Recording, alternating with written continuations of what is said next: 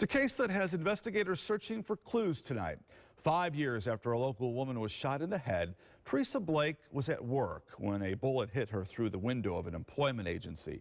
No one expected her to survive, but she did.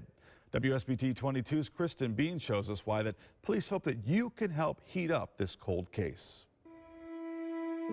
Teresa Blake measures time in 2 ways: before the shooting and after. I'm a different person than I was back then. Before, Blake was a sister, a daughter, and a mother. She was a manager here at Specialized Staffing Solutions, helping people find employment. She was independent and driven. But on December 8th, 2010, life changed. It went in right back here, and on the right side of my head. The bullet is still lodged in my head, pieces of it. Blake's memory from that night is spotty, but she recalls some details. It was a busy day at work. She was sitting at her desk with her back to the window. The blinds were partially closed, but when the heater would kick in, the blinds would move.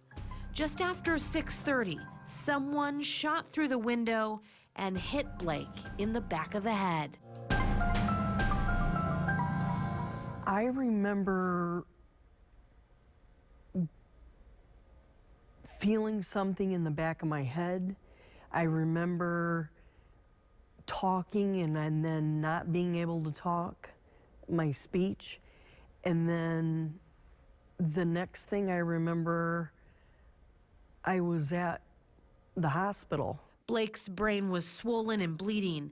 Over the course of several weeks, she fought a life-threatening infection. No one expected her to survive. She couldn't talk. She was not responsive. She was just kind of in a coma. She just laid there. It was just a body that was there, and we would visit that body. To this day, I'm surprised she survived that. Metro Homicide Commander Tim Corbett says they're still working on this case, but investigators have little to go on. We have really had no movement on that. Nobody's talking. Rumors aren't out there. This one is truly, a whodunit. Corbett can't share much. They did recover a bullet casing. They know where the shooter was standing when the gun was fired, and they know what type of gun was used. But there are no suspects. I believe I was targeted. I was the main one hit. I believe that the person had perfect aim for me. No one else was injured. Blake believes the person responsible could have been a client, someone unhappy about their employment status. Was there anyone ever angry enough to do something like this? Oh, yeah, there were plenty of people. So there are the potential to be hundreds of suspects out there.